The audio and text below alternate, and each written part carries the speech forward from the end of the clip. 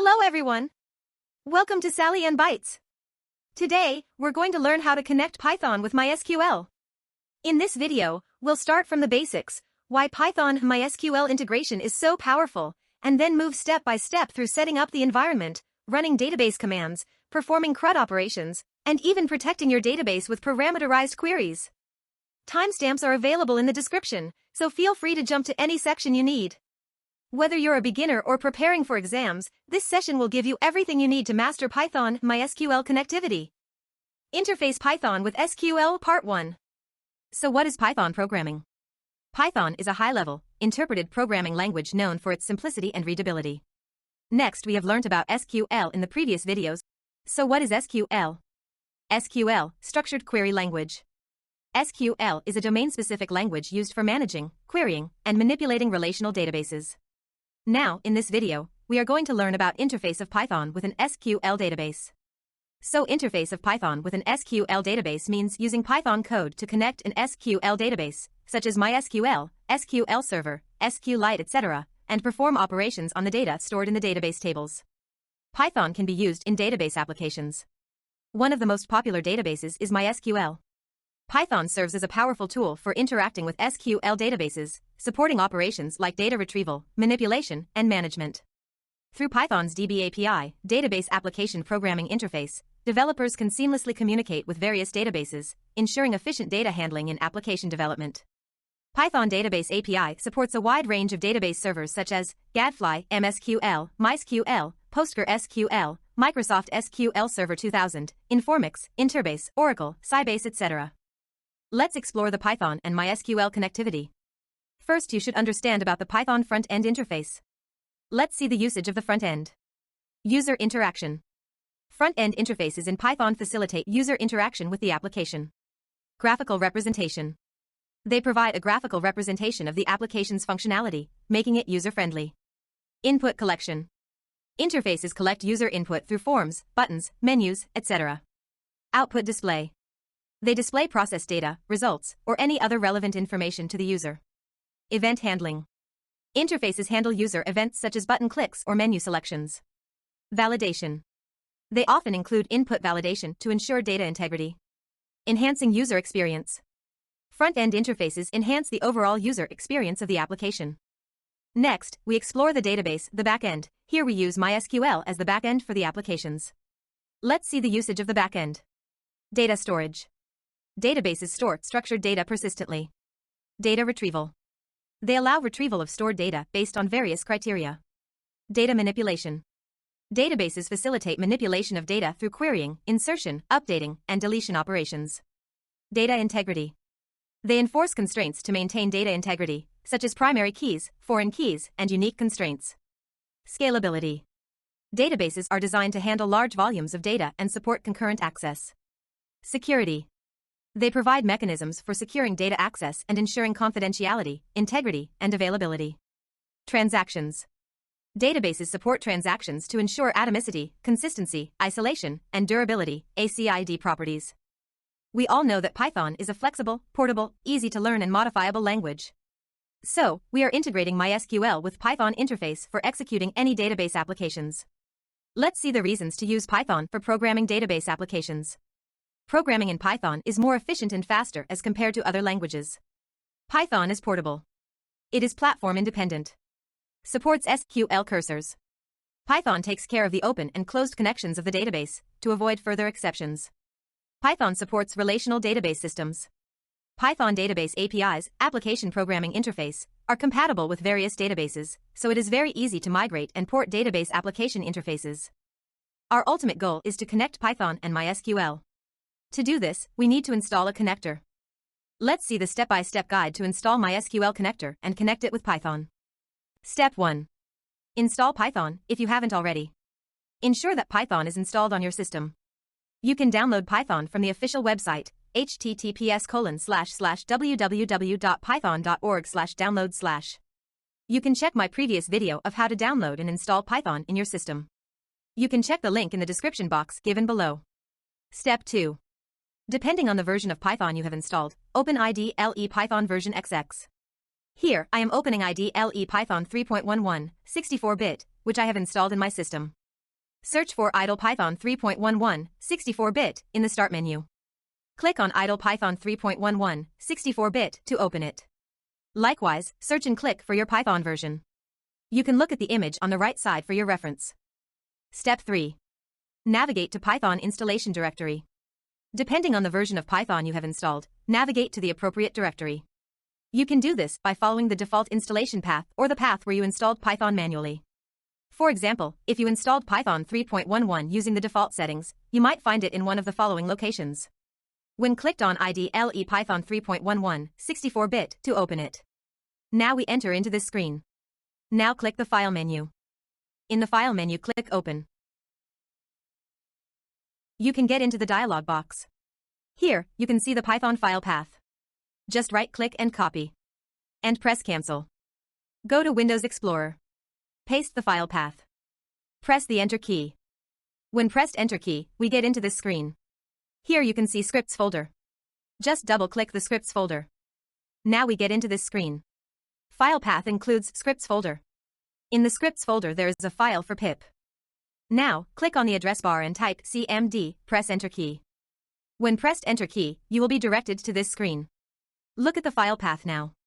C:/users/ your name will be displayed in your system, but here, my name is displayed 3fpra/appdata/local/program/python 311, here your version of the Python will be displayed, /scripts. Now the cursor will be blinking here. Now, we come to step 4. Install MySQL connector /Python. Run the following command in the command prompt or terminal. Pip install MySQL connector Python. This command will use pip, the Python package manager, to download and install MySQL connector /Python and its dependencies. Now look at this box for detailed explanation. Pip. Pip is a package manager for Python. It's used to install and manage Python packages, which are collections of Python code and resources that provide specific functionality. Pip is the standard package manager for Python, and it simplifies the process of installing, updating, and removing Python packages. Install. The install command is one of the primary commands provided by pip. It is used to install Python packages from the Python package index, PyPI, or from other sources. When you run pip install package_name, pip downloads the specified package from PyPI by default and installs it on your system. MySQL connector Python. MySQL connector Python is the name of the Python package that provides the MySQL connector /Python library. This library allows Python programs to connect to and interact with MySQL databases. It implements the MySQL client-server protocol in Python, enabling communication between Python applications and MySQL database servers. By running pip install MySQL connector Python, you are instructing pip to download and install the MySQL connector /Python package and its dependencies. Once the installation is complete, you can use the MySQL connector /Python library in your Python projects to connect to MySQL databases, execute SQL queries, and perform various database operations. Now, look at the black screen. In the file path, we type pip install MySQL-connector-Python. Now press Enter key. As I have already installed, I get the message requirement already satisfied. Otherwise we get the message, installing collected packages, MySQL-connector-Python, successfully installed MySQL-connector-Python 8.0.21. Step 4. Verify installation. Once the installation is complete, you can verify that MySQL connector /Python is installed correctly by importing it in a Python script or in a Python interpreter session. Import MySQL.connector. If there are no errors, it means the installation was successful. Now let's open the Python IDLE shell and type import MySQL.connector and press Enter key. No errors are displayed. Note, if this page is executed with no errors, you have the MySQL.connector module installed and ready to be used. That's it. You've successfully installed MySQL connector /Python and connected to a MySQL database using Python. You can now start using it to perform various database operations in your Python applications. Before actually implementing SQL commands through Python interface, we can check for the MySQL client program which is running at the back end of the program. To check for MySQL user, about which sometimes we are not aware of, the following command can be executed on MySQL prompt. Look at the blue box.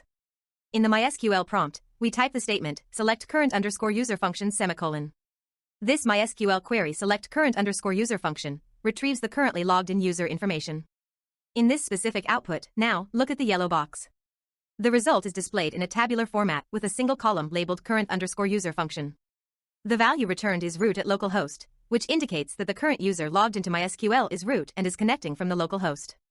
The root user typically has administrative privileges in MySQL and can perform administrative tasks such as creating or modifying databases, tables, and users. Let's see how to create connection. Step 5.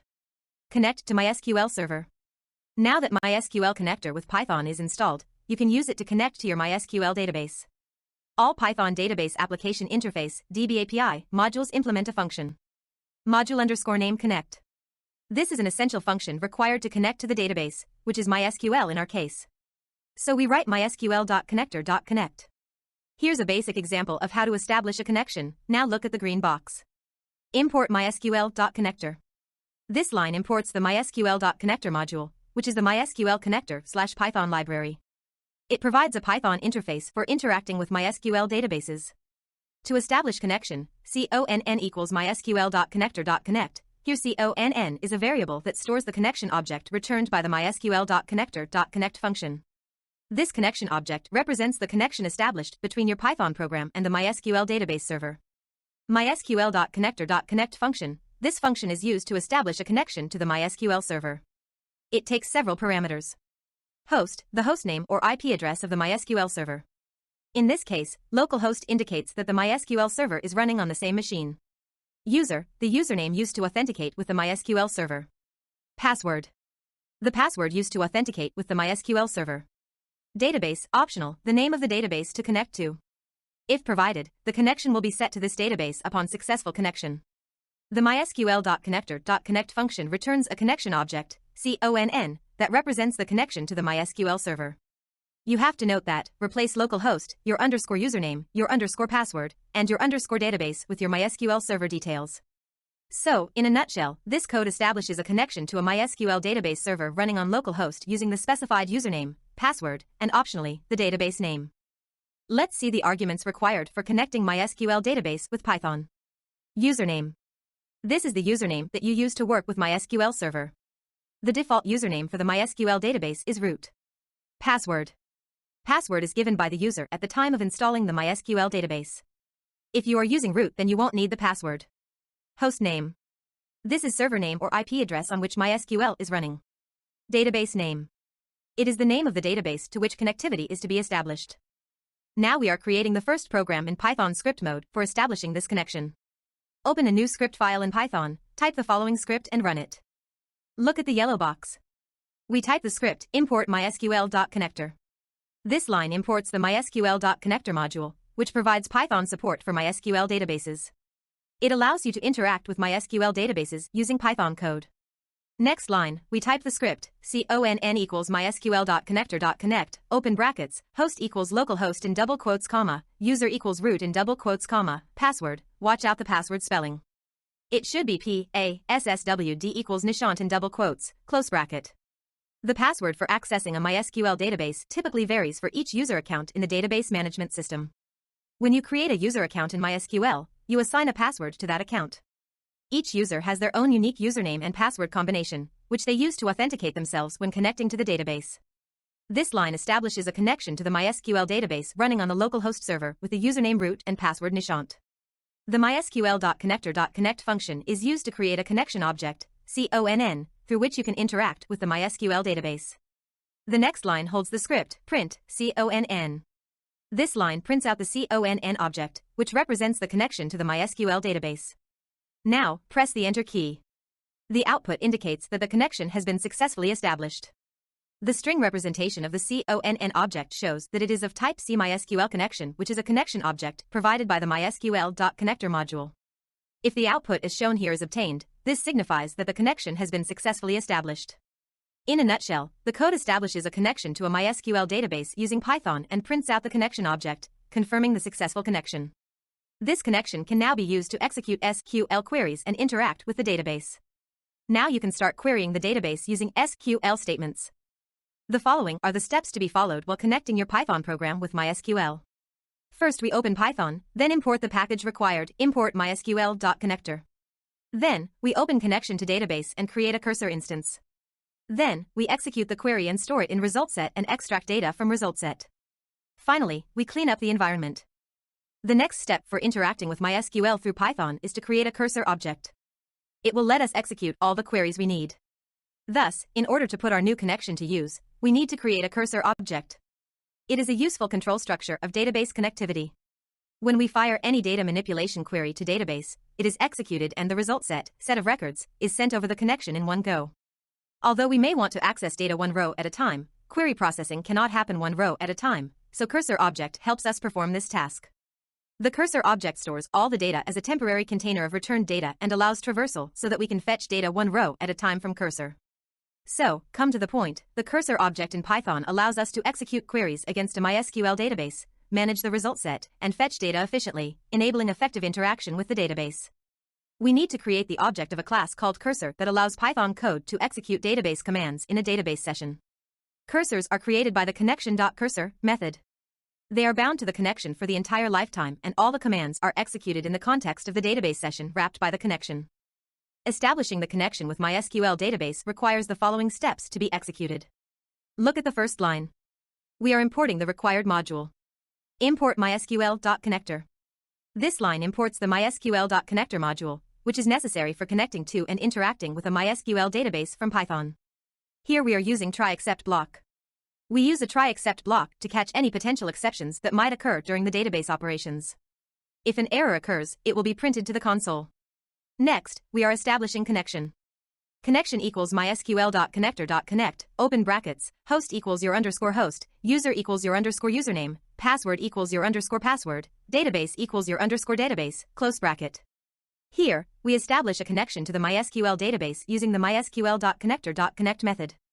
We provide the required parameters such as host, user, password, and database to connect to the MySQL server.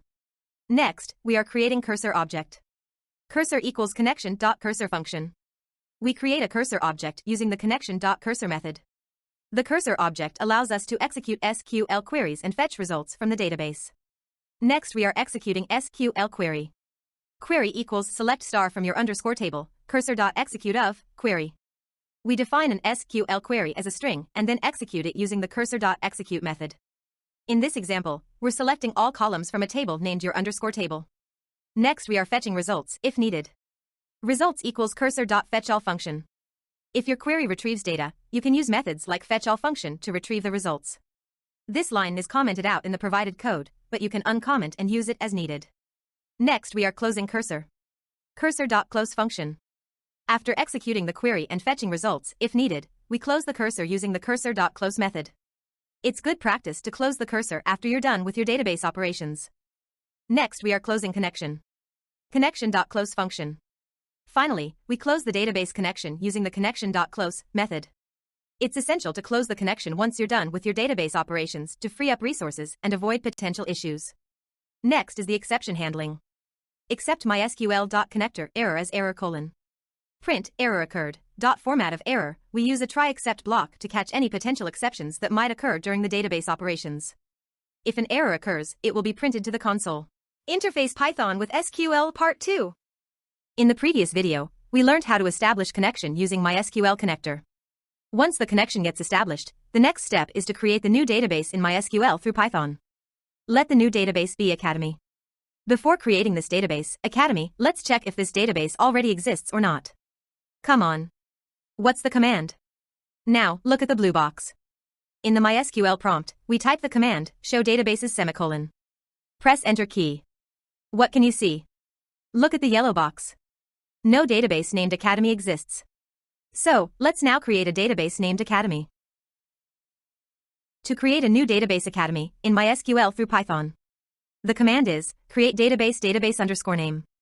So now, we open the Python IDLE script mode, select new file and type the Python code. Now look at the first line. In the first line, we type import mysql.connector. This line imports the mysql.connector module, which provides Python programs with the ability to connect to and manipulate MySQL databases. In the second line, we type conn equals mysql.connector.connect, host equals localhost, user equals root, password equals nishant. This line establishes a connection to the MySQL database. It specifies the host, localhost in this case, meaning the database is running on the same machine, the username, root, and the password, nishant. This connection object, conn, will be used to execute SQL queries and perform other database operations. Here watch out the spelling of password, passwd, and the password will differ according to your password being set during the MySQL installation process. Now, let's see the third line, myCursor equals conn.cursor function. This line creates a cursor object, myCursor, using the connection object conn.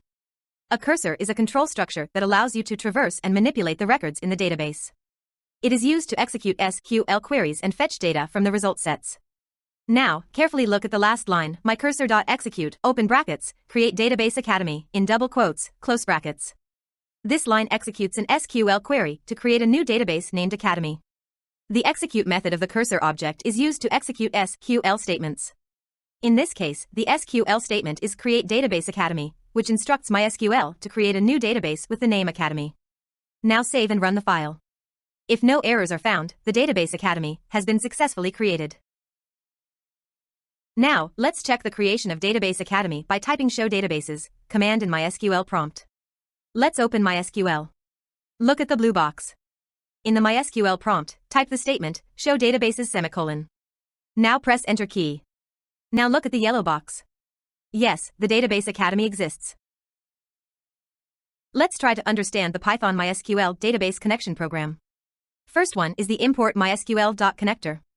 This line imports the MySQL.connector module, which provides Python programs with the ability to connect to and manipulate MySQL databases. If the connection fails, import error is displayed. MySQL.connector import error indicates that there's an issue importing the MySQL connector Python module.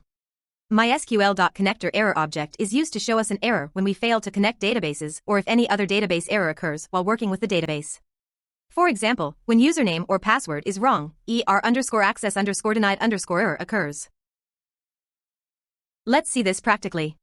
Here we have typed the username wrong. Instead of root, it's typed as rot.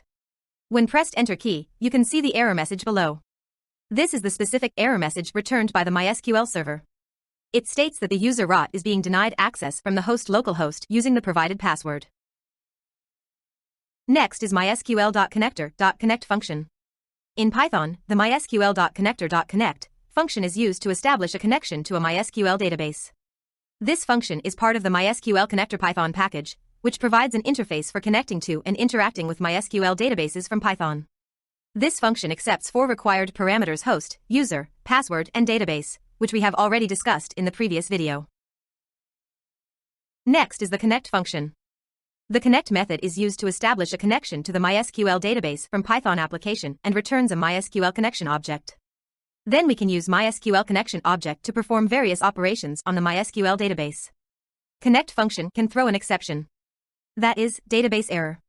If one of the required parameters is wrong, for example, if you provide a database name that is not present in MySQL, then Python application throws an exception.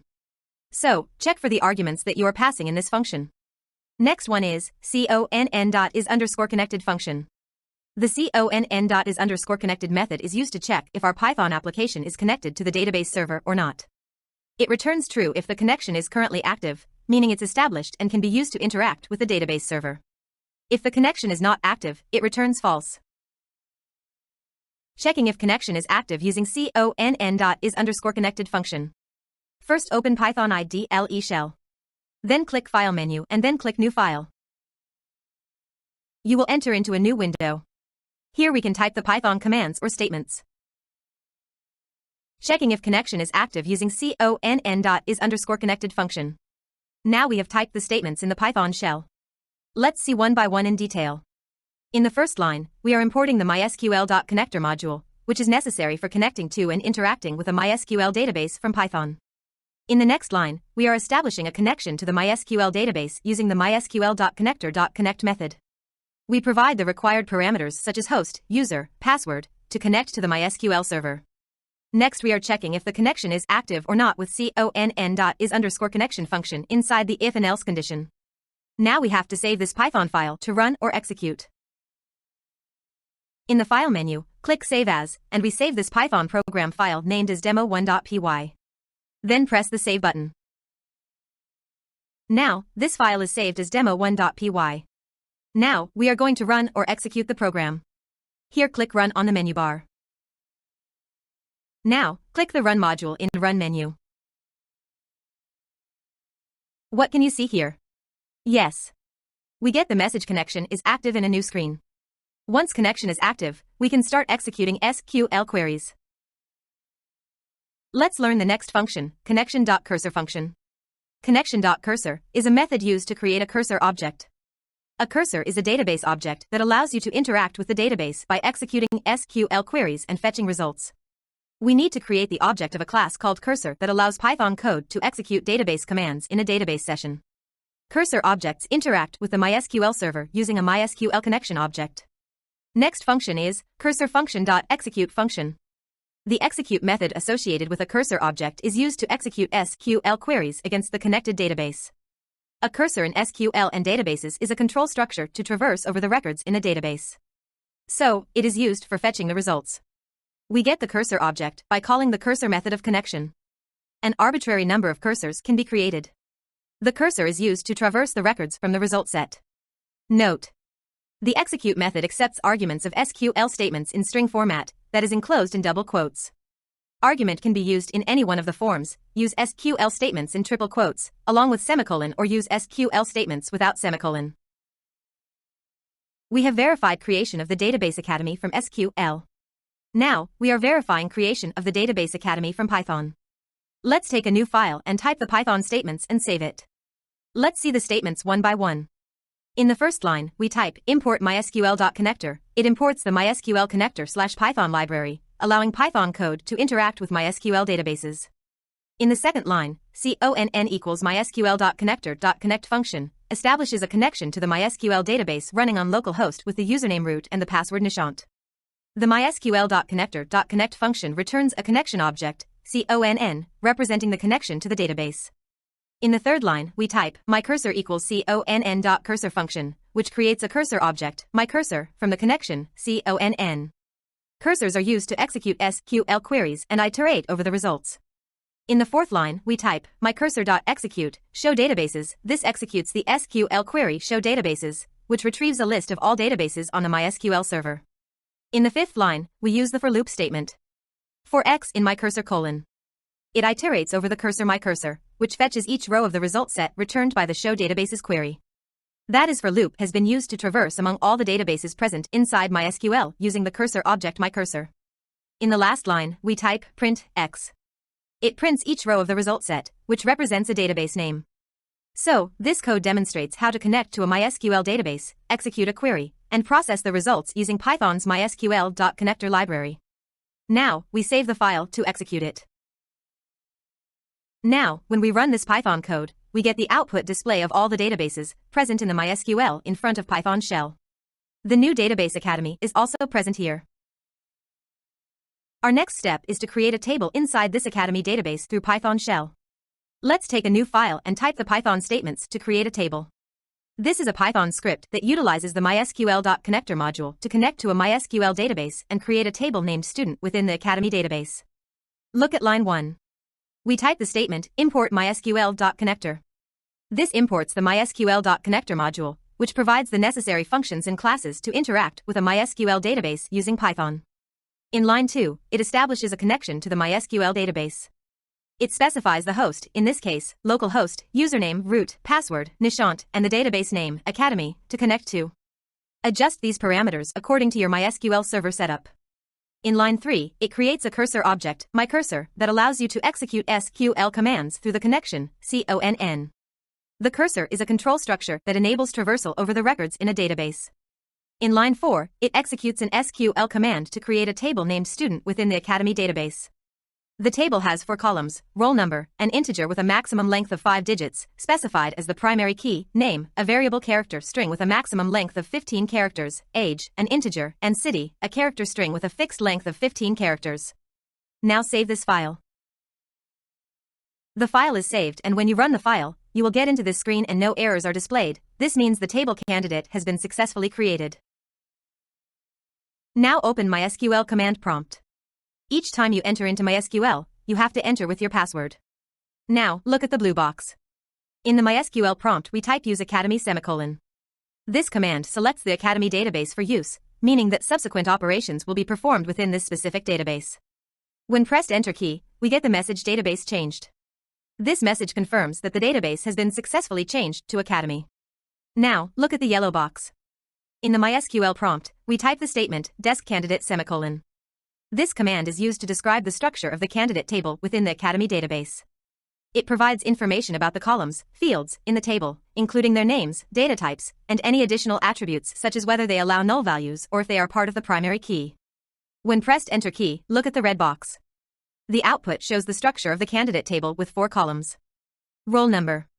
An integer type field, int, that does not allow null values, no, and it serves as the primary key, pri.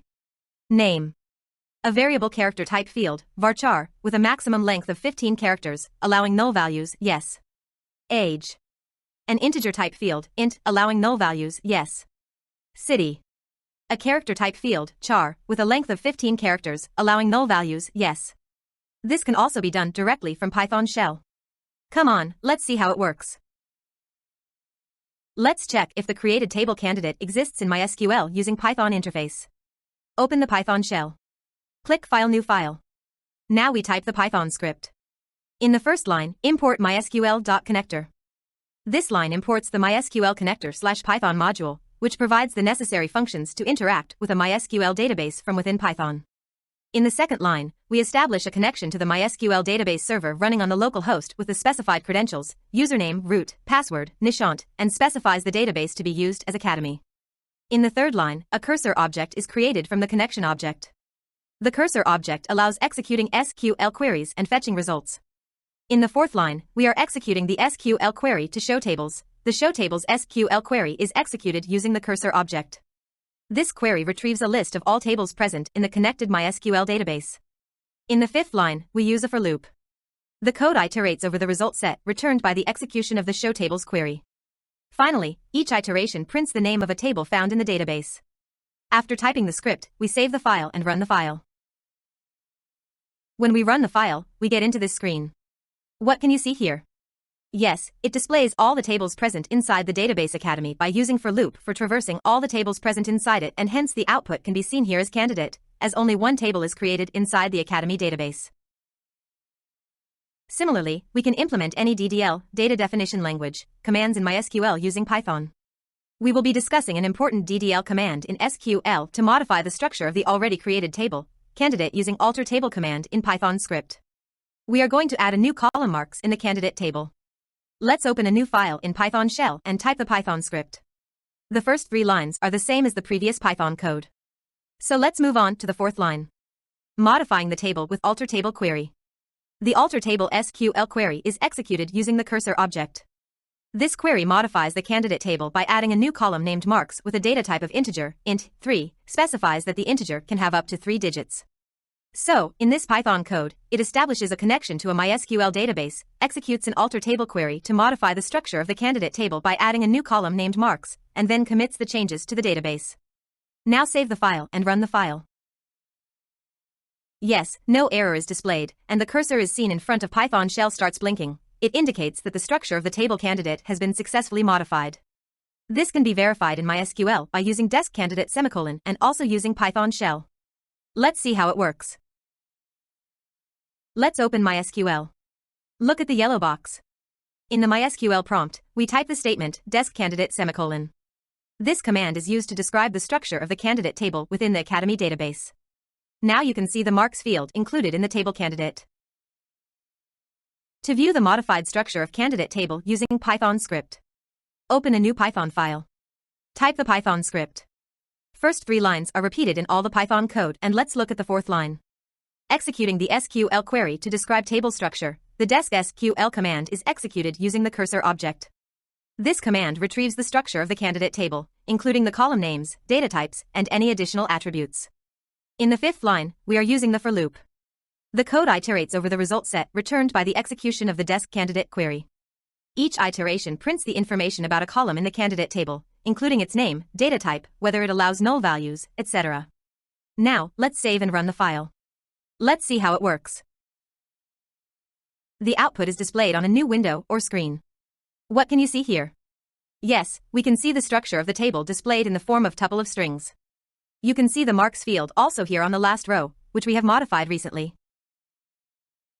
Our next step is to insert a record into the table candidate using insert into command through Python interface. After the table candidate has been successfully created and altered, we will add records to it using the popular SQL DML, data manipulation language, command, insert into, using Python shell.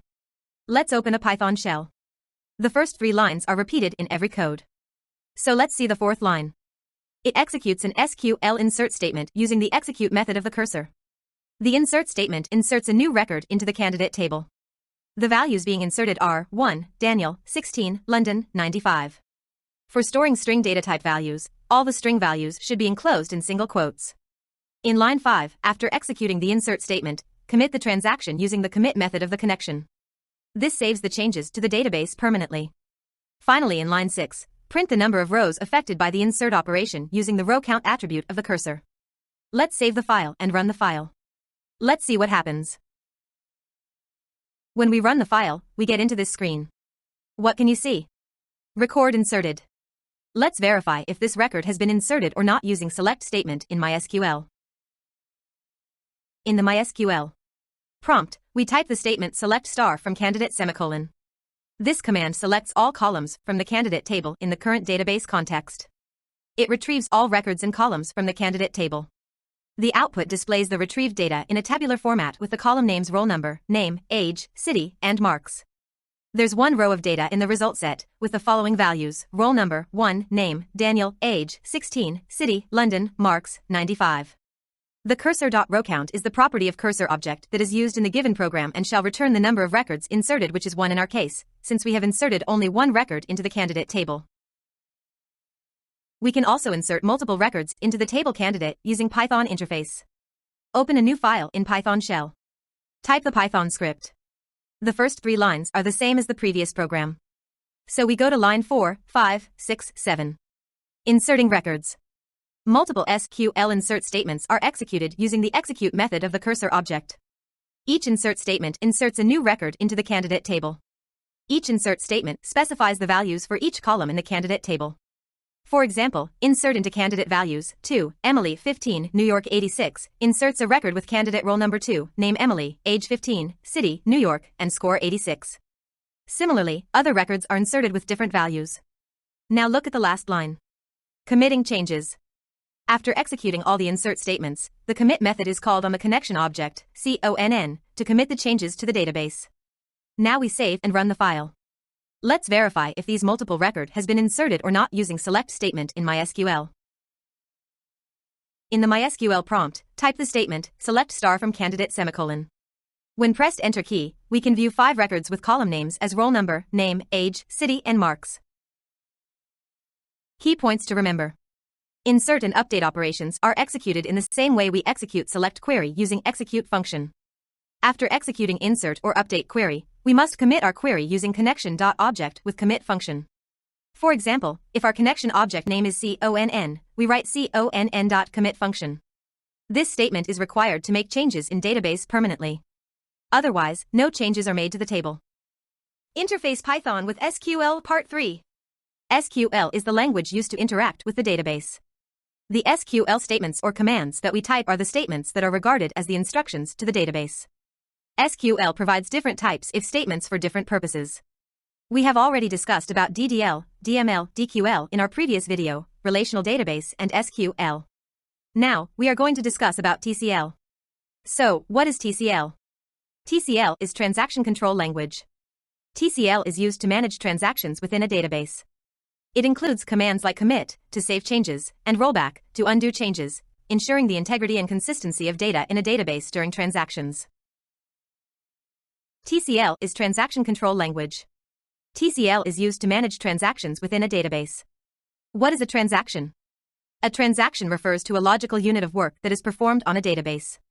It is a sequence of one or more database operations, such as inserts, updates, deletes, or queries, that are executed as a single, indivisible unit. TCL includes commands like commit, to save changes, and rollback, to undo changes, ensuring the integrity and consistency of data in a database during transactions. So what is a save point? Imagine you're working with a lengthy table, and you want to roll back only to a specific point within that table. This is where save points come in handy. A save point allows you to mark a particular position in a transaction. Later, if you need to roll back to that specific point, you can do so easily using the save point's name. Essentially, a save point acts as a bookmark within your transaction. AUTOCOMMIT. AUTOCOMMIT in databases automatically saves changes made to the database after each individual SQL statement is executed. AUTOCOMMIT mode automatically commits each SQL statement as a separate transaction. Start transaction allows you to group multiple SQL statements into a single transaction and provides more control over transaction boundaries and error handling. Testing TCL commands in MySQL.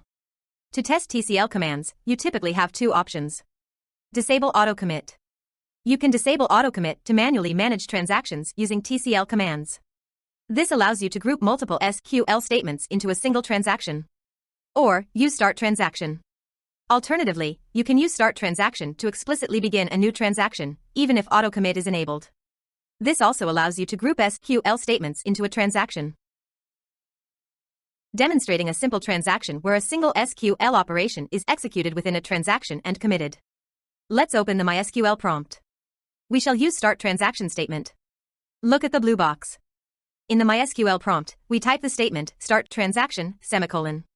So, it will disable the AUTOCOMMIT, still you close this window. Now, look at the yellow box. We type the statement, use Academy semicolon. This command selects the Academy database for use. It sets the current database context to Academy. Now, look at the green box. We type the statement, select star from student semicolon. This command retrieves all rows and columns from the student table. It displays the current contents of the student table, showing the roll numbers, names, ages, and cities of the students. Now, look at the blue box. In the MySQL prompt, we type the statement, update student set age equals 19 where roll number equals 2 semicolon. This command updates the age of the student with a roll number of 2 to 19. It specifies the condition where roll number equals 2, meaning it only updates the row where the roll number is 2. Now, look at the yellow box. We type the command commit. This command confirms the transaction. In MySQL, unless you are using explicit transactions, begin, commit, rollback, each individual SQL statement is treated as a transaction by default. So, the commit statement finalizes the transaction, making the changes permanent. Now, look at the green box. This command retrieves all rows and columns from the student table again. It displays the updated contents of the student table, showing that the age of the student with roll number 2 has been successfully changed to 19.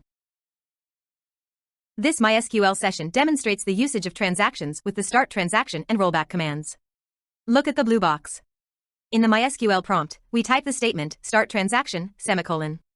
This command begins a new transaction.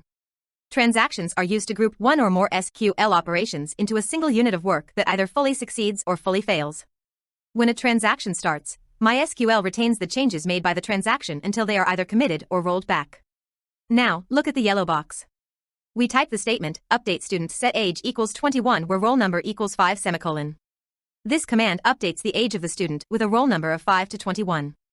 Remember, in the last transaction, roll number 5, Steve's age was 20. It specifies the condition where roll number equals 5, meaning it only updates the row where the roll number is 5. Now, look at the green box. We type the statement, select star from student, semicolon. This command retrieves all rows and columns from the student table. It displays the current contents of the student table after the update operation, showing that the age of the student with roll number 5 has been successfully changed to 21. Now, look at the pink box. We type the command, rollback semicolon. This command rolls back the changes made during the current transaction. In this case, the change made by the update statement, changing the age of the student with roll number 5 to 21, is undone, reverting the data back to its state before the transaction began. Now, look at the orange box. Select star from student, semicolon. This command retrieves all rows and columns from the student table again.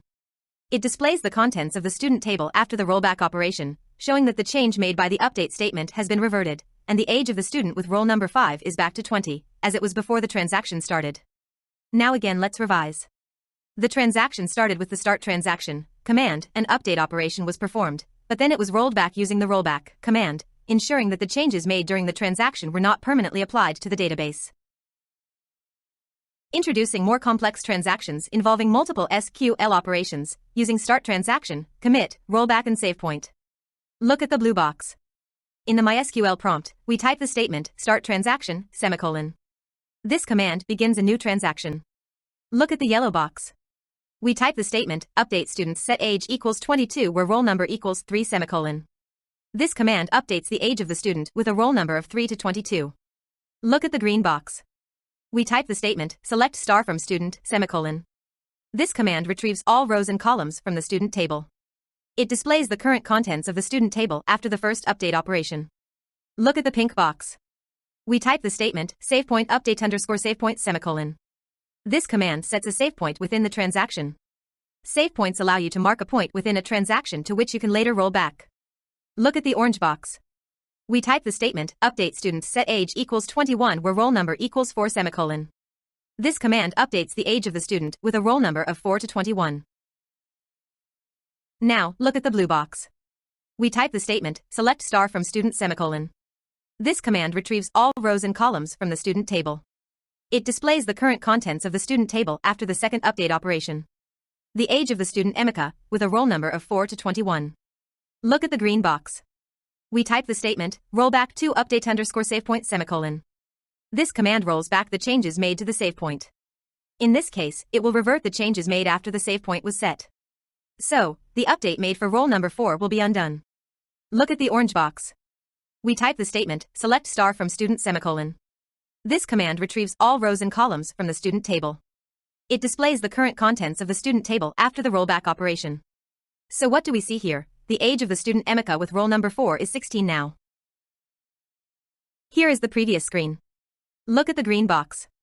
Roll number 4, Emeka's age is 16. Yes, it has rolled back. Now, look at the purple box at the bottom of the screen. We type the command, commit semicolon. This command commits the transaction, making all changes made within the transaction permanent. Since no changes were committed due to the rollback, the commit operation doesn't affect the database. Let's revise. Save points provide a way to partially roll back a transaction. In this session, a transaction was started, 2 updates were made, a save point was set, 1 more update was made, then the changes made after the save point were rolled back. Finally, the transaction was committed, but since no changes were left to commit, it had no effect on the database. Python MySQL connector provides the following methods to manage database transactions in Python. First is the commit method. Commit is a database command used to permanently save the changes made during a transaction to the database. Once a program has completed executing the query with your changes and you want to commit the changes to the database, then you need to call commit method on MySQL connection object. Syntax is connection.commit function. Next method is rollback. Rollback is a database command used to undo changes made during a transaction and restore the database to its state before the transaction began. When one of the transactions fails to execute and you want to revert or undo all your changes, then you need to call a rollback method of MySQL connection object. Syntax is connection.rollback. Next is AUTOCOMMIT. AUTOCOMMIT in databases automatically saves changes made to the database after each individual SQL statement is executed. AUTOCOMMIT means that whenever you run a command that changes the database, like inserting data or updating a record, it's automatically saved without needing you to specifically tell the database to do so. Syntax is connection.autocommit function. MySQL connection.autocommit function value can be assigned as true or false to enable or disable the autocommit feature of MySQL. By default, its value is false. Let's focus on the use of commit and rollback method in detail. Program to update the age of a student named Alex and commit it to the database. This Python script connects to a MySQL database, updates the age of a student named Alex to 20, and then commits the changes to the database. Look at the Python code. First line, we are importing MySQL.connector. Second line, we are connecting to the database. Adjust these parameters according to your database configuration. On the third line, we are creating a cursor. Now, look at the fourth line. Updating the database. X equals update candidate set age equals 20 where name equals Alex. The script defines an SQL query string X that updates the age column of the candidate table. It sets the age to 20 for the student named Alex. Next line, we are executing the update query. The execute method of the cursor is called with the SQL query string X as an argument. This executes the SQL query against the database. Finally, we are committing the changes. The commit method is called on the connection object to commit the changes made by the update query to the database. This ensures that the changes are permanent and not just temporary. Thus, this script connects to a MySQL database, updates the age of a student named Alex to 20 in the candidate table, and then commits the changes to the database. Now save and run the file. Let's open the MySQL prompt. Look at the yellow box. We type the statement, select star from candidate semicolon. When pressed enter key, you can see roll number 3 name Alex age has updated to 20. The original table is in the red box, the age of Alex was 18. This code shows the use of rollback method to revert changes if a database transaction fails. Look at line 1. We are importing MySQL.connector module. In the second line, from MySQL.connector import error, imports the error class, which represents exceptions raised by the MySQL connector module, facilitating error handling in database operations. Similarly, in line 3, from MySQL.connector import error code, imports the error code dictionary, mapping MySQL error codes to human-readable error messages, aiding in error diagnosis and handling. In the next line, we are using try-except construct. The try-except construct is used in the provided code to handle potential errors that may occur during the execution of database operations like error handling, exception catching, rollback on error, etc. In the fifth line, we are establishing a connection. The code connects to a MySQL database named Academy running on localhost with the provided credentials. In the sixth line, we have the cursor creation. A cursor is created to execute SQL queries. Update operation. An SQL update statement is executed to change the age of the candidate named Alex to 20. After this operation, the table will look like this. The age of Alex is updated to 20. Now look at the blue arrow. Commit changes. CONN.commit function. The changes are committed to the database. In the next line, this print statement serves as a confirmation message indicating that the database update operation was successful. It provides feedback to the user or developer that the intended operation, in this case, updating the database, has been carried out without encountering any errors. Next, look at the 3 lines within the red bracket. Yes, it is error handling. If an error occurs during the execution of the code block, it will print an error message and roll back any changes made since the last commit. In this example, if the update fails for any reason, it will revert the age of Alex back to its original value. If the update fails for any reason, it will revert the age of Alex back to its original value. You can see the original values of Alex's age as 18. That is the meaning of rolling back. It reverts back the original value again. Look at the last line. CONN.close function. Finally, the connection to the database is closed. Now save and run the file. What can you see? Yes, if the database transaction is successful, the output will be database updated. Let's discuss about the read operation. Read operation on any database means to fetch some useful information from the database. Once our database connection is established, we are ready to make a query into this database. We can either use fetchone method to fetch a single record or fetchall method to fetch multiple values from a database table. Let's see the fetchone method. Fetchone fetches one row from the result set to the form of a tuple or a list. A result set is an object that is returned when a cursor object is used to query a table. This function shall return one record from the result set. That means, first time it will return the first record, next time it will return the second record, and soon. If no more record is left in the table, it returns none. Next method is fetchall function. Fetchall function fetches all the rows in a result set and returns a list of tuples. If some rows have already been extracted from the result set, then it retrieves the remaining rows from the result set. If no more rows are available, it returns an empty list. Next method is fetchmany of size function. Fetchmany of size function fetches the specified number of rows, as a list of tuples, from the result set. The default size is 1. If there are no rows in result set, an empty list function is returned. That means it will return an empty list. Row count. Row count is a read-only attribute and returns the number of rows that were affected by an execute method and retrieved from the cursor. Let's work out some examples of the read operation. To display all the records of student table using Python shell. Open a new file in Python shell and type the statements. Look at line 1. Line 1 imports the MySQL.connector module, which provides the necessary functionality to interact with MySQL databases from Python. Line 2 establishes a connection to the MySQL database. Adjust these parameters according to your database configuration. In the third line, we are creating a cursor object, myCursor, using the connection CONN. A cursor allows you to execute SQL queries and fetch data from the result sets. In the fourth line, we execute a select query that retrieves all columns from the candidate table in the Academy database. Now, look at the fifth line, myRecords equals myCursor.fetchall function. This line fetches all the rows from the result set generated by the previous select query and stores them in the myRecords variable. Each row is represented as a tuple. In the sixth line, we are using a for loop. For x in myRecords print x. This loop iterates over each tuple of x in the myRecords list and prints it. Each tuple represents a row from the candidate table, with the values of each column in that row. Now save and run the file. In the Python code, we have used select statement along with fetchall function. This function is used to read and display all the records as tuples from the table candidate. Let's work out the next example. To display all the records along with the total number of records from student table using Python shell. Open a new file in Python shell and type the statements. Look at line 1. This line imports the MySQL.connector module, which provides the necessary functionality to interact with MySQL databases from Python. Line 2. This line establishes a connection to the MySQL database. Adjust these parameters according to your database configuration. Line 3. This line creates a cursor object, myCursor, using the connection CONN.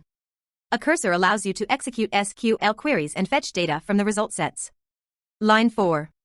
This line executes a select query that retrieves all columns from the candidate table in the Academy database. Line 5. myRecords equals myCursor.fetchall function. This line fetches all the rows from the result set generated by the previous select query and stores them in the myRecords variable. Each row is represented as a tuple. Line 6. No_of_records equals myCursor.rowCount. This line retrieves the number of records fetched from the result set using the rowCount attribute of the cursor object. Line 7. This line prints the total number of records found in the result set. Line 8. For x in myRecords: print x. This loop iterates over each tuple x in the myRecords list and prints it. Each tuple represents a row from the candidate table, with the values of each column in that row. Now save and run the file. This program is a modification of the previous implementation. It displays the total number of records retrieved from the table candidate apart from all the records being displayed. The number of records fetched is displayed using the attribute of the cursor object. That is rowCount. This attribute counts the number of records retrieved from the table, and the output shows the total number of records as 5, which are also displayed alongside. Let's learn how to display records from the candidate table, one at a time, using fetchone function. Open a new file in Python shell and type the statements. Line 1. This line imports the MySQL.connector module, which allows Python to interact with MySQL databases. Line 2. This line establishes a connection to the MySQL database. It requires parameters like host, the location of the database server, user, username to access the database, password for the specified user, and database, the name of the database you want to connect to. Adjust these parameters according to your database configuration. Line 3. This line creates a cursor object, which is necessary to execute SQL queries on the database. The cursor acts as a pointer to a specific location within the database. Line 4. myCursor.execute, select star from candidate. This line executes an SQL query to select all records from the candidate table in the connected database. Line 5. myRecords equals myCursor.fetchone function. This line retrieves the first row of the result set returned by the SQL query and stores it in the myRecords variable. Line 6. No_of_records equals myCursor.rowCount. This line retrieves the number of rows affected by the last executed SQL statement and stores it in the no_of_records variable. Line 7. This line prints the total number of records found based on the previous SQL query. Line 8. Print myRecords. This line prints the content of the first row retrieved from the candidate table. Line 9. This line prints a separator to visually distinguish between the first and second fetch. Line 10. myRecords equals myCursor.fetchone function. This line retrieves the next row of the result set returned by the SQL query and stores it again in the myRecords variable. Line 11. No_of_records equals myCursor.rowCount. This line again retrieves the number of rows affected by the last executed SQL statement, which in this case would be 1 if there's another record fetched. Line 12. This line prints the updated total number of records found based on the subsequent fetch. Line 13. Print myRecords. This line prints the content of the second row retrieved from the candidate table, or none if there are no more rows to fetch. This code essentially connects to a MySQL database, executes a query to fetch records from a table, retrieves and prints the records, and then fetches and prints the next record. It repeats this process until there are no more records to fetch. Now save and run the file. Now, look at the output. Total number of records found are 1. This line indicates that after executing the SQL query select star from candidate, 1 record was found in the candidate table. The next line represents the content of the first row retrieved from the candidate table. It shows the values for each column in the table for this particular record. Total number of records found are 2. This line indicates that after fetching the next record, the total number of records found in the candidate table increased to 2. The next line represents the content of the second row retrieved from the candidate table. It follows the same format as the first row, with values corresponding to the columns in the table. Until the last implementation, we fetched and displayed all the records from the candidate table. In this implementation, we are using fetchone method to fetch and display the records from the table one by one or one at a time. Let's learn how to display n number of records from the candidate table using fetchmany, n. This program shall fetch and display n number of records from the candidate table through fetchmany of n method by passing the number of records to be retrieved as n. Open the Python shell and start typing the statements. Line 1. This line imports the MySQL.connector module, which provides functionality to connect and interact with MySQL databases from Python. Line 2. This line establishes a connection to the MySQL database. Line 3. This line creates a cursor object myCursor, which is used to execute SQL queries on the connected MySQL database. Line 4, myCursor.execute, select star from candidate. This line executes an SQL query to select all records from the candidate table in the connected database. Line 5, myRecords equals myCursor.fetchmany of 3. This line fetches at most 3 rows from the result set returned by the SQL query and stores them in the myRecords variable. Line 6, no underscore of underscore records equals myCursor.rowCount. This line retrieves the number of rows affected by the last executed SQL statement and stores it in the no underscore of underscore records variable. Line 7. This line prints the total number of records fetched from the candidate table. However, as mentioned earlier, row count may not accurately represent the number of fetched records. Line 8, for row in myRecords: print, row. This loop iterates over each row in myRecords and prints each row. Each row is a tuple containing the values of the columns for that particular record. Let's revise. This code connects to a MySQL database, fetches at most 3 records from the candidate table, and then prints those records. However, please note that the accuracy of row count for select statements in MySQL may vary, so it's not always reliable for counting the number of fetched records. Now save and run the file.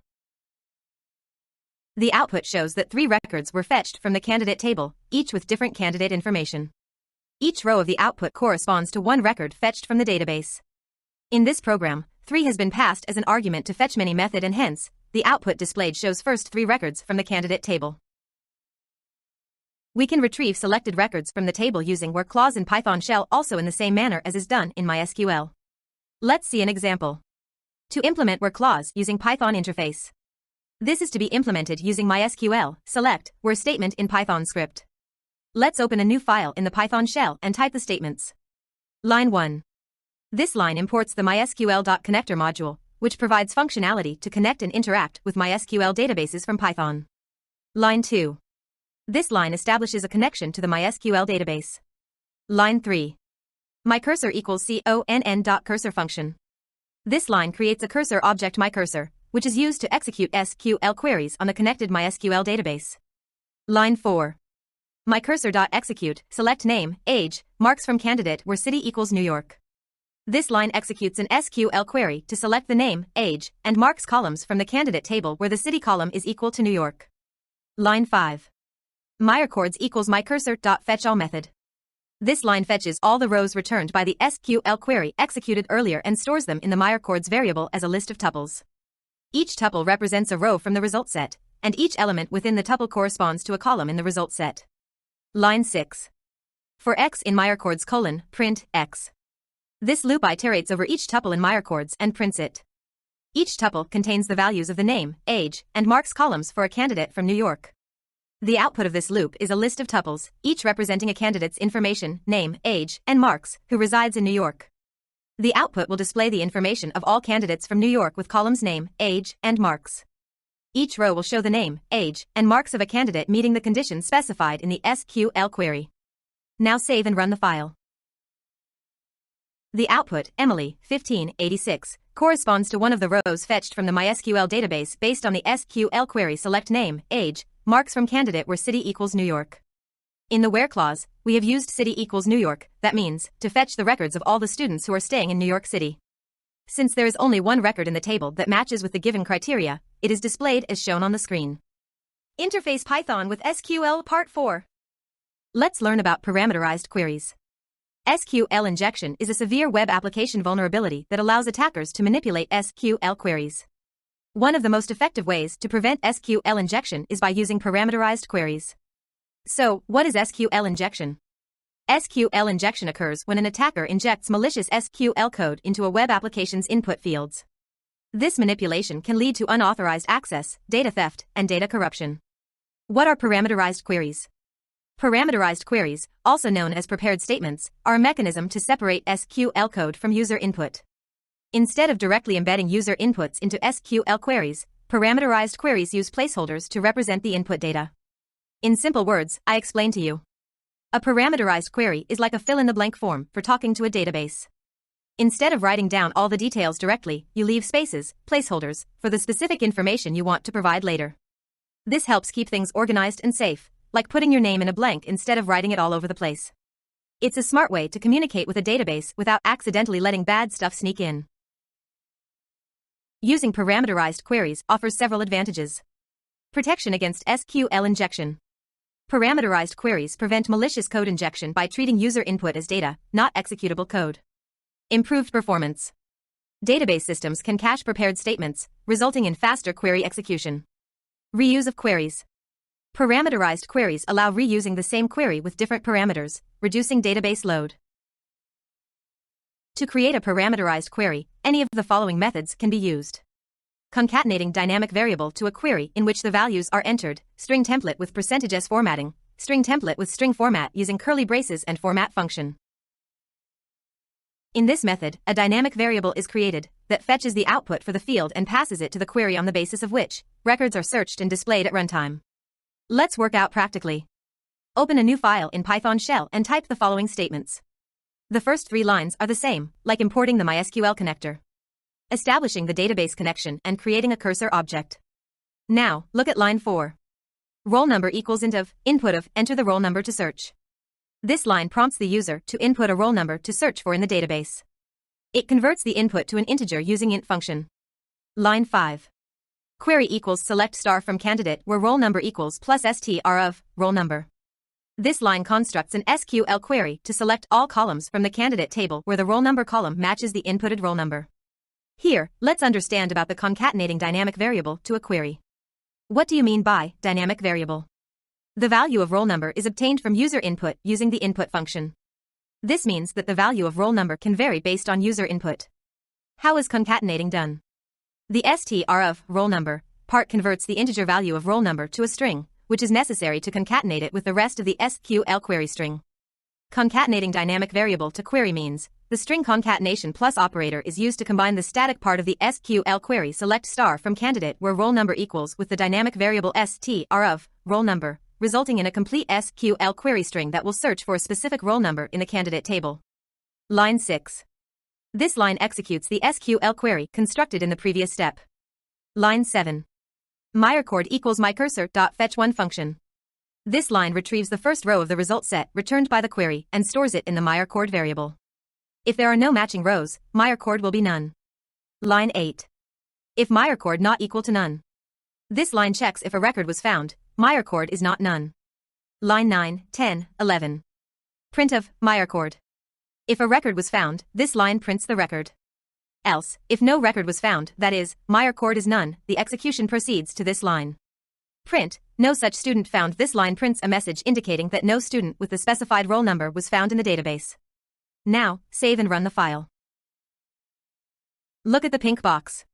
In the first output, the program prompts the user with the message enter the roll number to search.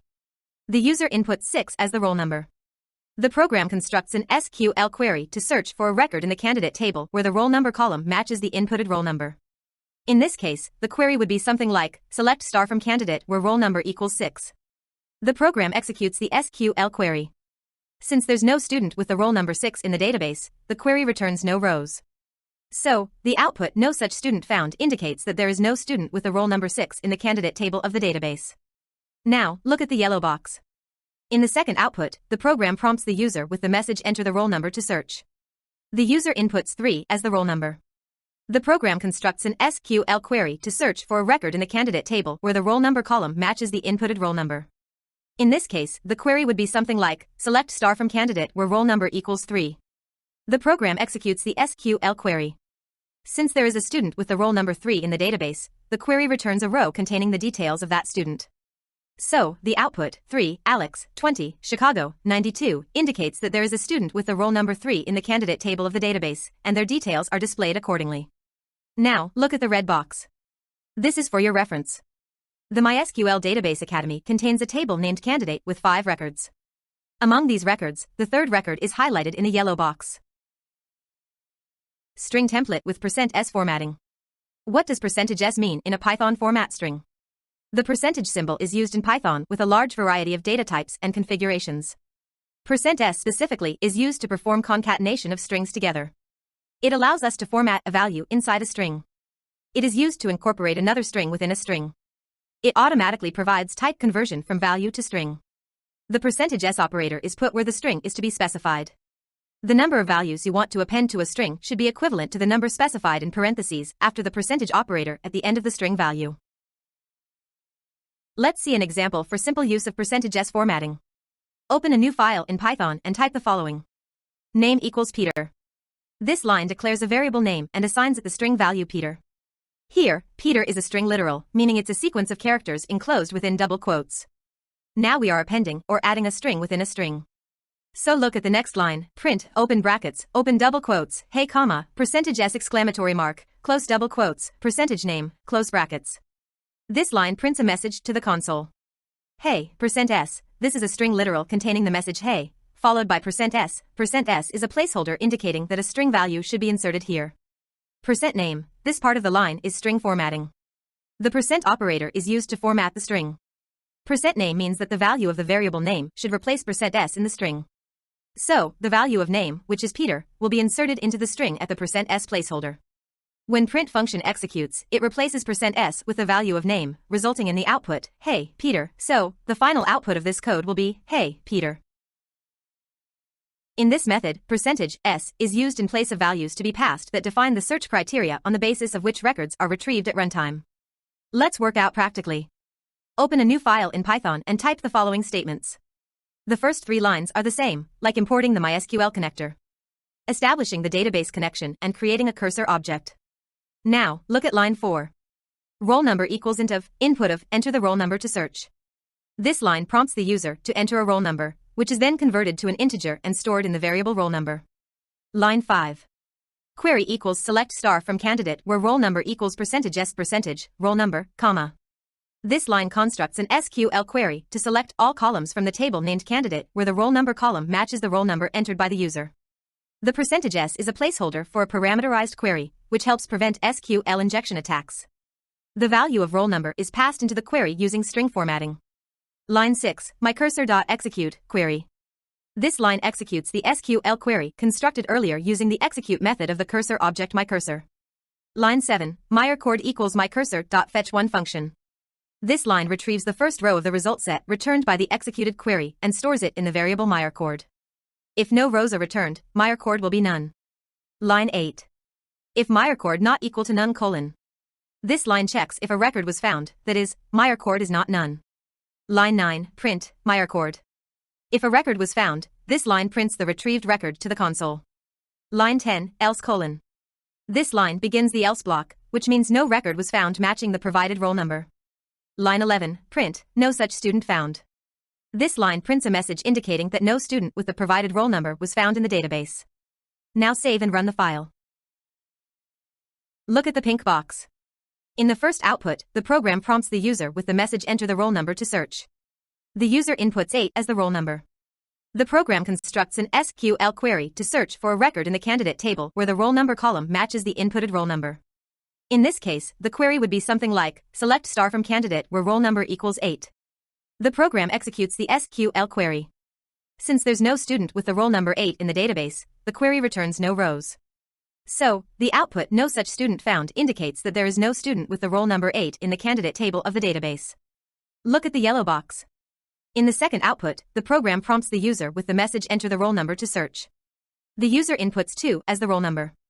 The program constructs an SQL query to search for a record in the candidate table where the roll number column matches the inputted roll number. In this case, the query would be something like, select star from candidate where roll number equals 2. The program executes the SQL query. Since there is a student with the roll number 2 in the database, the query returns a row containing the details of that student.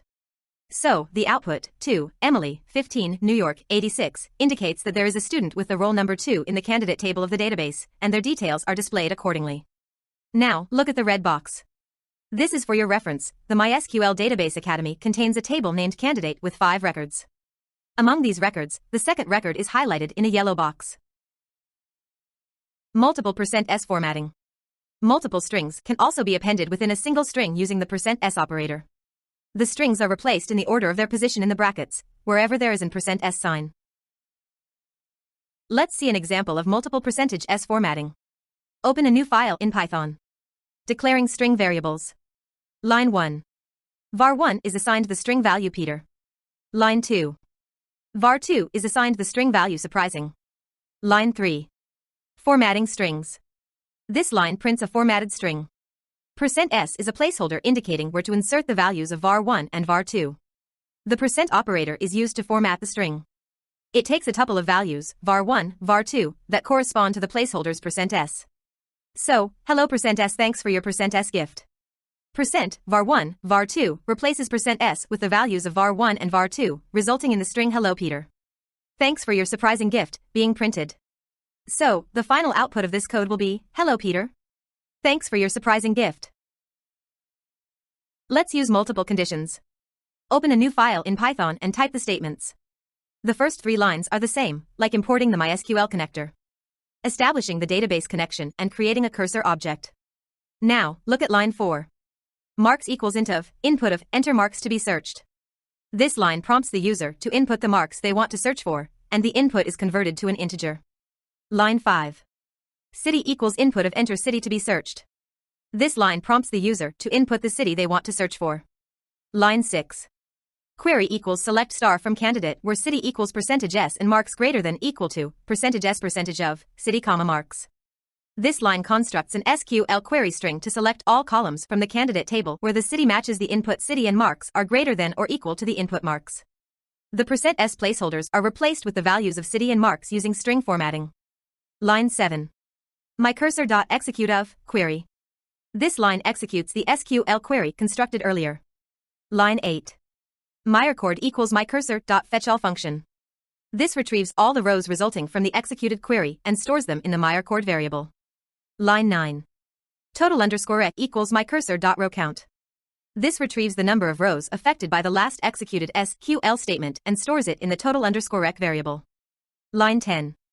This line prints the total number of records matching the search criteria. Line 11.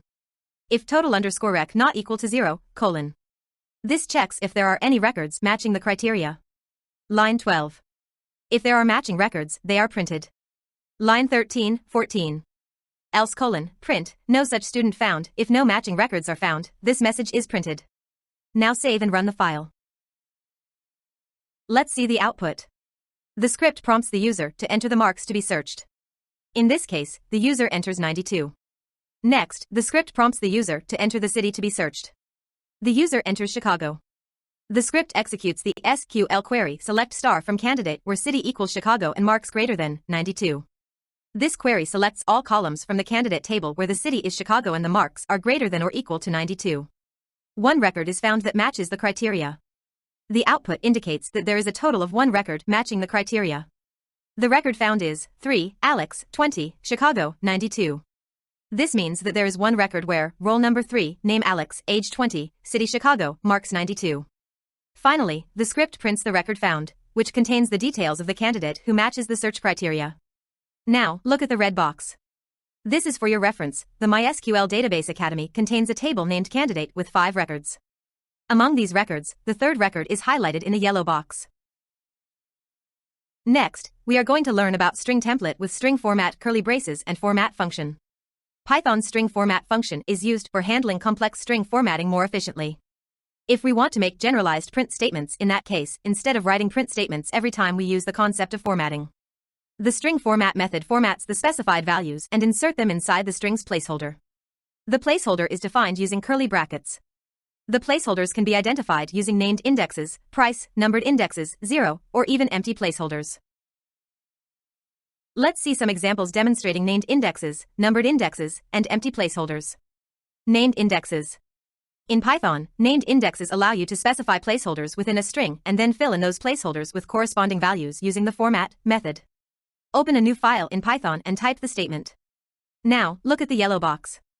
txt1 equals open double quotes, my name is open curly braces, fname, close curly braces comma, I'm open curly braces, age, close curly braces, close double quotes, format, open brackets, fname equals Alice comma, age equals 18, close brackets. Printf, txt1. Let me explain it now. txt1 is a string that contains placeholders, fname and age, in curly braces. The format method is called on the string txt1. Inside format method, you specify named arguments with their corresponding values. In this case, fname equals Alice and age equals 18. The values Alice and 18 are substituted into the placeholders, fname and age, respectively. The formatted string is then assigned to the variable txt1. Finally, txt1 is printed, which outputs, my name is Alice, I'm 18. So, when saved and run the file, the output we see here is my name is Alice. I'm 18. This method of string formatting with named indexes provides a more explicit and readable way to insert values into a string compared to traditional positional arguments. Next is numbered indexes. In Python, numbered indexes allow you to specify placeholders within a string and then fill in those placeholders with corresponding values using the format method. Now, open a new file in Python and type the statements. Look at the yellow box. txt2 equals open double quotes, my name is open curly braces 0, close curly braces comma, I'm open curly braces 1, close curly braces, close double quotes dot format, open brackets, Alice, comma, 18, close brackets, print, txt2. Now, let me explain. txt2 is a string that contains numbered placeholders 0 and 1 in curly braces. The format method is called on the string txt2. Inside format method, you provide values corresponding to the numbered placeholders in the order they appear in the string. In this case, Alice corresponds to 0 and 18 corresponds to 1. The value Alice is substituted into the placeholder 0. The value 18 is substituted into the placeholder 1. The formatted string is then assigned to the variable txt2. Finally, txt2 is printed, which outputs, my name is Alice, I'm 18. So, when saved and run the file, the output we see here is, my name is Alice. I'm 18. This method of string formatting with numbered indexes allows you to specify the order in which the values are inserted into the string, providing flexibility especially when dealing with multiple placeholders and arguments. Next is the empty placeholders. In Python, when using empty curly braces within a string and calling the format method without specifying numbered or named indexes, Python implicitly assigns numbered indexes starting from 0 to each empty placeholder in the order they appear in the string. Then, it fills in these placeholders with the corresponding values provided to the format method. Now, open a new file in the Python file and type the statements. Look at the yellow box. txt3 is a string that contains empty placeholders. The format method is called on the string txt3. Inside format, you provide values corresponding to the empty placeholders in the order they appear in the string. In this case, Alice corresponds to the first empty placeholder and 18 corresponds to the second empty placeholder. The value Alice is substituted into the first empty placeholder. The value 18 is substituted into the second empty placeholder. The formatted string is then assigned to the variable txt3. Finally, txt3 is printed, which outputs, my name is Alice, I'm 18. So, when saved and run the file, the output we see here is my name is Alice. I'm 18. In this way, Python implicitly assigns numbered indexes to the empty placeholders and fills them in with the corresponding values, resulting in the desired output. Next is the combination of named and numbered indexes. In Python, when using a combination of named and numbered indexes in string formatting with the format method, you can provide values both by position, numbered indexes, and by name, named indexes. This allows for flexible and precise insertion of values into placeholders within the string. Now open a new file and type the statements. Look at the yellow box. txt4 is a string that contains a combination of numbered placeholders 0 and 1, as well as named placeholders pet1 and pet2. The format method is called on the string txt4. Inside format method, you provide values corresponding to the numbered placeholders first, followed by named arguments. In this case, 2 corresponds to 0, 3 corresponds to 1, pet1 equals cat corresponds to pet1, and pet2 equals dog corresponds to pet2. The value 2 is substituted into the first numbered placeholder, 0. The value 3 is substituted into the second numbered placeholder, 1.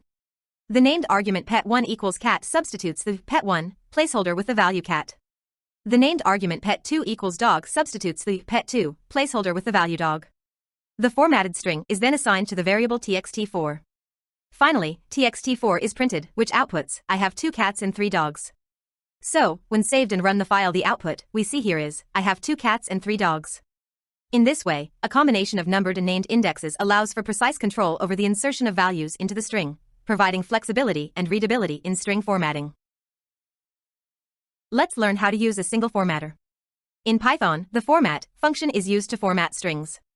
It allows you to insert values into a string template in a structured and customizable way.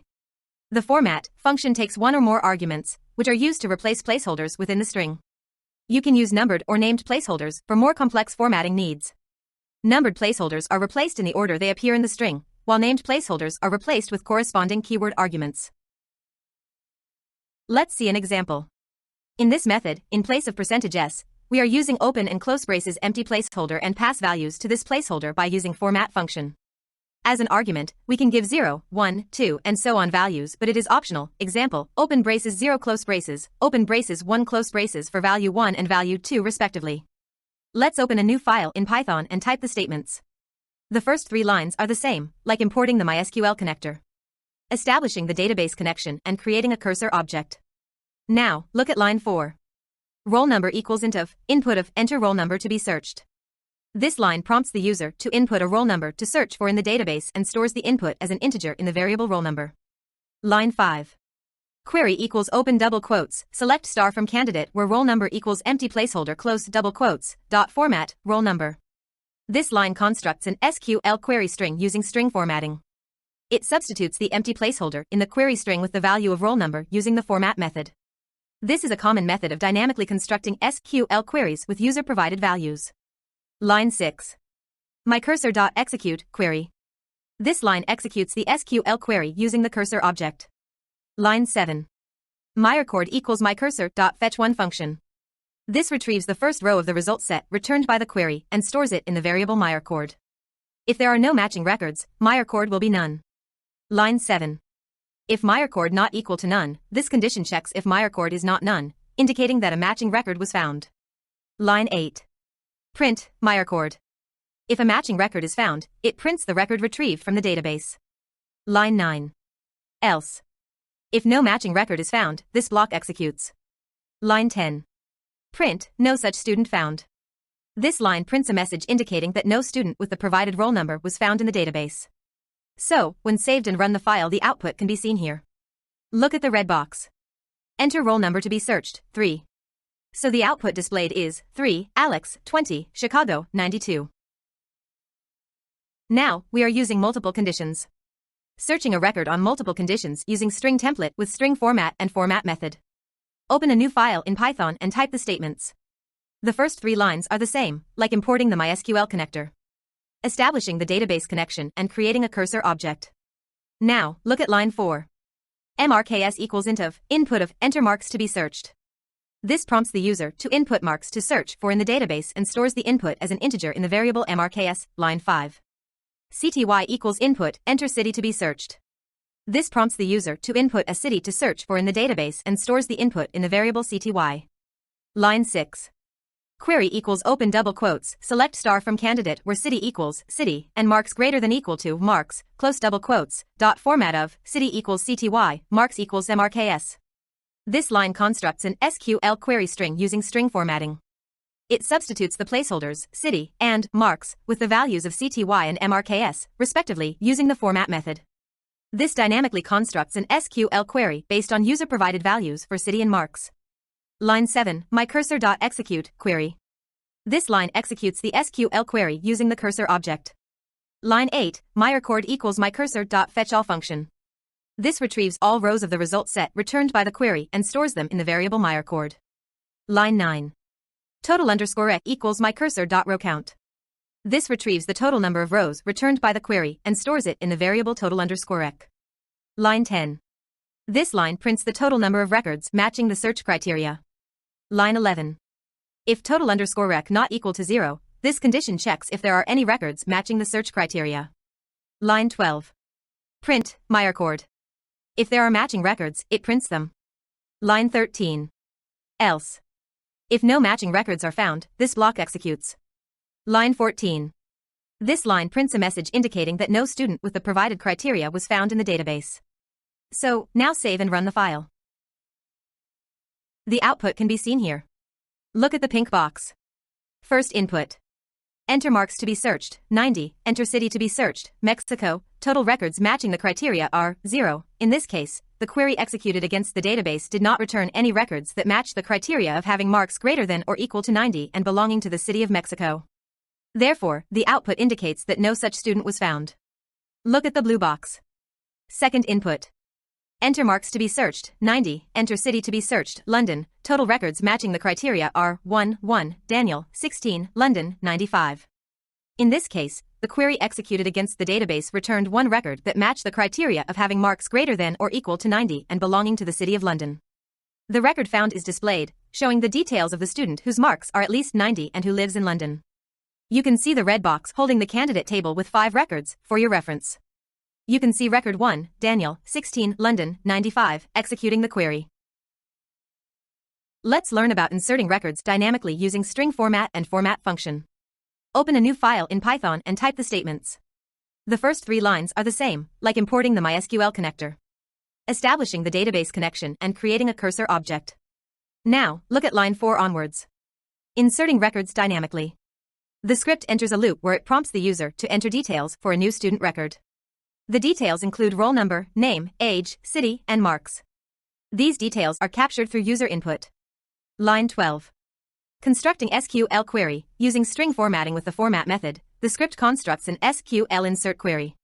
The values entered by the user are inserted into the query dynamically using curly braces and indexed placeholders 0, 1, 2, 3, and 4. These placeholders correspond to the variables roll number, name, age, city, and marks, respectively. Now, look at the next line. Executing query and committing transaction. The constructed SQL query is executed using myCursor.execute query.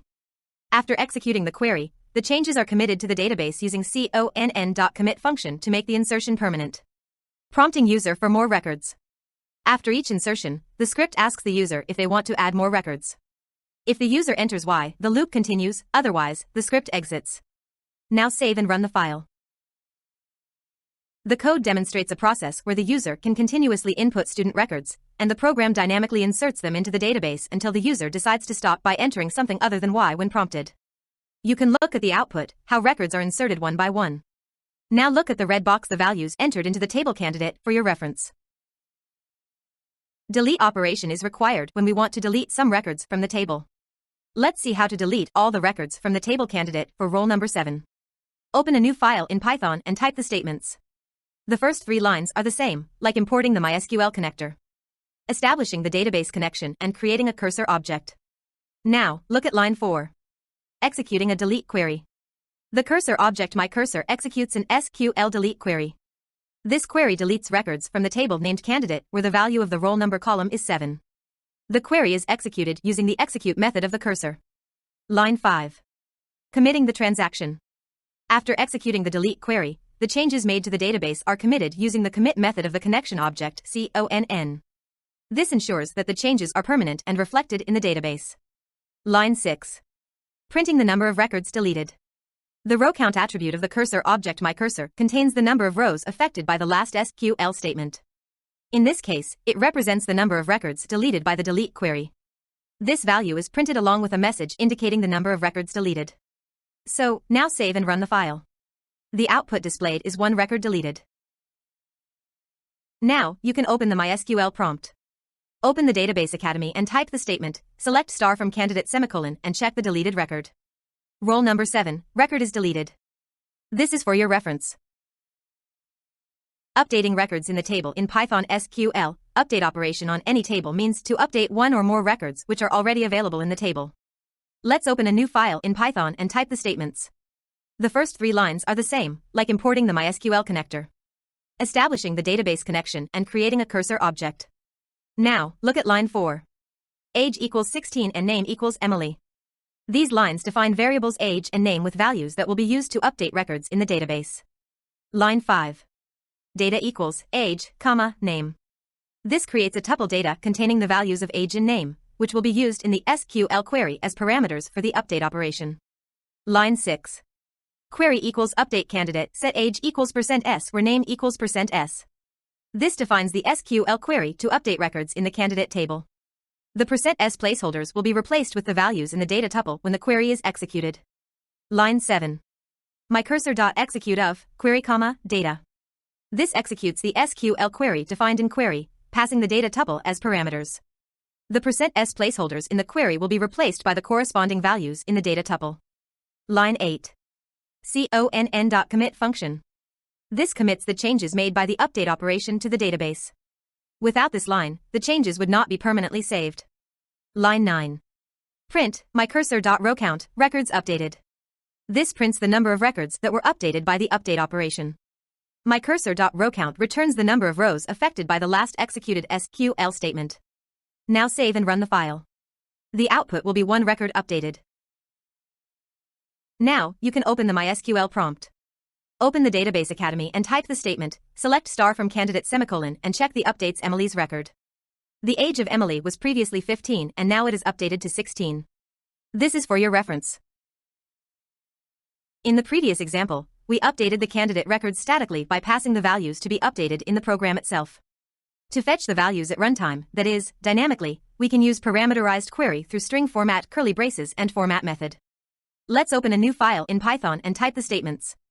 The first 3 lines are the same, like importing the MySQL connector, establishing the database connection, and creating a cursor object. Now, look at line 4.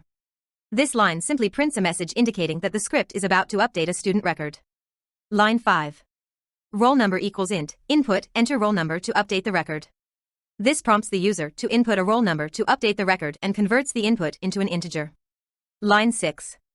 Query equals select star from candidate where roll number equals empty parentheses dot format of roll number. This constructs an SQL query to select all fields from the candidate table where the roll number matches the one entered by the user. Line 7. MyCursor.execute query. This executes the SQL query constructed in the previous step. Line 8. MyRecord equals MyCursor.fetchone function. This fetches the first row of the result of the executed query and stores it in the variable MyRecord. Line 9. If MyRecord not equal to none : this condition checks if a record with the provided roll number exists. Line 10-11. Inside the if block, if a record is found, it prints the details of the found record. Line 12.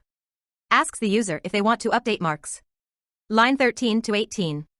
If the user chooses to update marks, choice equals Y, it prompts the user to input new marks, constructs an SQL query to update the marks in the database for the corresponding roll number, executes the query, commits the changes to the database, and prints a confirmation message.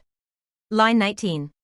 If the roll number provided by the user does not exist in the database, it prints a message indicating that no such student exists. Line 20. CONN.close function. This closes the connection to the MySQL database. Now save and run file. Let's see the output. Student record updation. This is a message printed by the script indicating that the process of updating a student record is initiated. Enter roll number to update the record. 1. This is a prompt for user input, asking for the roll number of the student whose record needs to be updated. In this case, the user enters 1. Record found details are. This message indicates that a record with the provided roll number has been found in the database. 1. Daniel, 16, London, 95. This is the details of the found record. It shows the roll number, name, age, location, and marks of the student whose roll number matches the input provided by the user. Do you want to update marks, Y/N? This is a prompt asking the user whether they want to update the marks of the student. In this case, the user enters Y to indicate that they want to update the marks. Enter new updated marks, 96. This is a prompt asking the user to input the new marks for the student. In this case, the user enters 96. Records updated. This message confirms that the record has been successfully updated with the new marks. This output indicates that the script successfully found a record with the provided roll number, updated the marks as per the user's input, and confirmed the update operation. Now, you can open the MySQL prompt. Open the Database Academy and type the statement, select star from candidate semicolon and check the updates roll number 1, record. The mark of roll number 1 was previously 95 and now it is updated to 96. This is for your reference. Since the database can keep open only a limited number of connections at a time, we must close the connection using cursorObject.close function. For example, cursor.close function or myCursor.close function. This method closes the cursor using cursor object, which resets all results, and we cannot execute any SQL statement. We can disconnect from the database after performing all operations by explicitly calling close function method along with database object. For example, conn.close function. Thanks for watching. I hope you now understand how Python and MySQL work together. If this helped, like, share, and subscribe to Sally and Bytes for more tech tutorials. See you next time. Happy coding!